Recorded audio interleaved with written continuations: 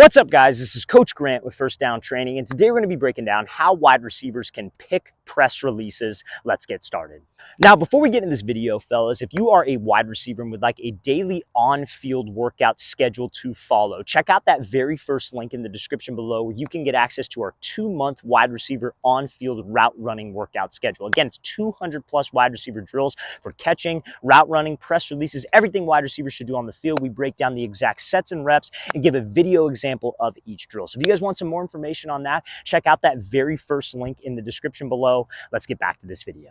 All right, guys, so when it comes down to picking a press release, it comes down to 3 specific things. The first one is going to be the DB's leverage. So what do I mean by leverage? Leverage is essentially like the shade of the DB and where he is lined up on you. So if this DB is lined it up to like the inside shade, that means that he has inside leverage. If he's shaded like right in front of you, that doesn't mean he has a leverage. He's just lined up like head up press, I guess you could say. I guess you could say his leverage is head up, or he might be trying to disguise his leverage. And we're going to talk about that as this video progresses, or he might be outside shade, which means that he has outside leverage. So what does that exactly mean? How does that tie into our press release here? So this is an example of Sky Moore running a like 10 to 12 yard out route versus inside shade press. So based on the DB's shade is how we kind of pick the type of release, I guess you will, or like the conceptually what release I'm going to choose, right? So if he's shaded to the inside and you have to run an outside breaking route that's, maybe I would say past 5 yards, or even an inside breaking route that's past 5 yards, you would approach it the exact same way. You would try to attack him to the inside,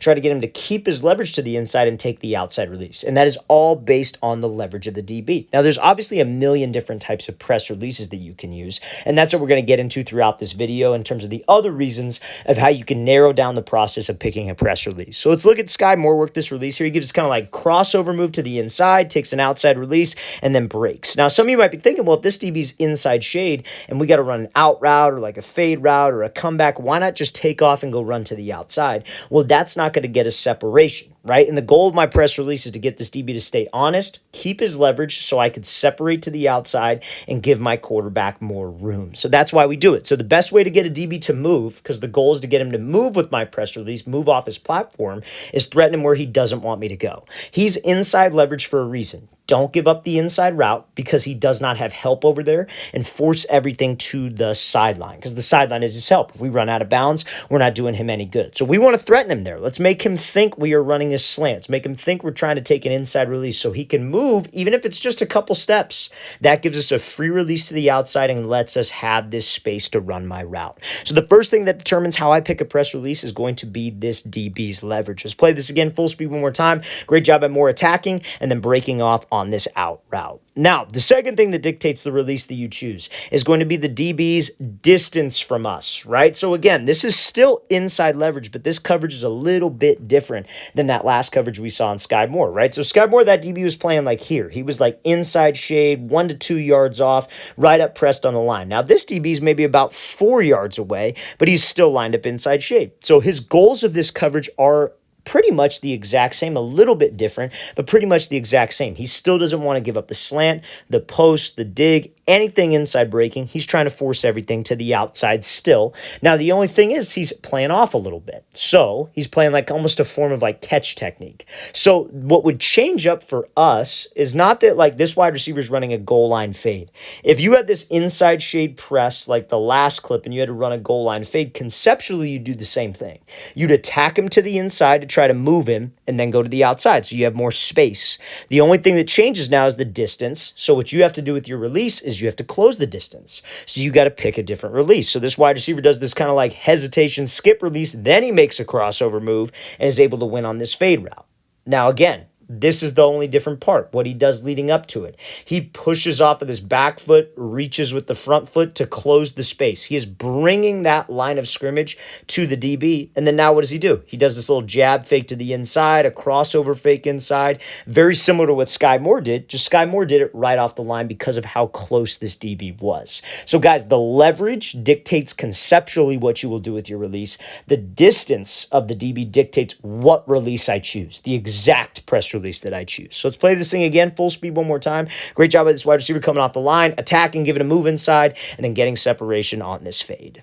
So now, Next example here is going to be a form of a press release where you have to react, because I would be doing you guys a disservice if I told you that whenever you got a DB and his leverage, like the quarterback is to the inside in this example. So the quarterback's over here where I'm drawing this line. This wide receiver has like a stance switch and he's running a dig. So if I told you that this DB's outside leverage, yeah, he is outside leverage. He's outside shade.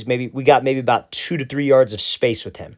If I told you that every single time he lines up like this, he's just going to stay like this, play like an idiot, keep his leverage guaranteed every time, I'd be lying to you. I'd be doing you a disservice. There are going to be times where the DB might take away what I am trying to do with my press release, or there are going to be times where a DB might disguise his coverage, and I have to be prepared as a wide receiver to react. So ideally, if we got outside leverage like this and this receiver's running a dig, how would you run this route? You would attack him. You'd try to close the distance. Obviously, you would take that your line of scrimmage, and you would bring it to his toes, try to threaten him to the outside, which is where he doesn't want us to go, to try to move him and take this inside release so I could go up into the route. Now, when you attack him, this DB could change up what he's doing. So let's watch what he does. So we attack. This DB kind of sits to the inside, so this wide receiver just takes the outside release and works the route the exact same way. That's the definition of being able to react on a release and not being predetermined off the ball. Because guys, like, there's no right or wrong. I mean, there is a right or wrong answer on a press release, but if the DB takes it away, there's no right or wrong way to do it. It's just about keeping timing, keeping spacing, and reacting, okay? But at the end of the day, you have to play fast. We cannot try to do this and play slow. So you see how he attacks him. He closes the distance. His goal is, I want to attack him outside and take the inside release. Let's attack his leverage. He attacks him. He's gathering info, sees that the DB's cheating a little bit to the inside. Okay, cool. I'm going to put the brakes on and take the outside release. Take what he gives me. So now I work to stack. I avoided the jam. I didn't force my release and get rerouted. I kept timing and I kept spacing. Guys, that's the name of the game as a receiver. If the DB takes away what we do or he tries to anticipate it, we got to react. Because DBs, like I said, are smart. They might know that, okay, when he attacks me to the outside, he's just going to slip back to the inside. So I'm going to cheat it a little bit and go to the inside. If this guy overcommits and shows his hand, just take what he gives us. There's no right or wrong answer in this specific case. So that's how you pick a press release, guys. It comes down to the DB's leverage, the distance, and then also being able to react off of him. All right, fellas, really want to thank you for watching. I really appreciate it. If you have any questions at all, don't hesitate to leave those in the comment section below. Always appreciate the feedback. It's always great to hear from you guys. And again, fellas, if you would like a full wide receiver on-field workout schedule that you can do with over 200 plus wide receiver drills, check out that very first link in the description below. We'd love to get you on that. I'll see you guys next time.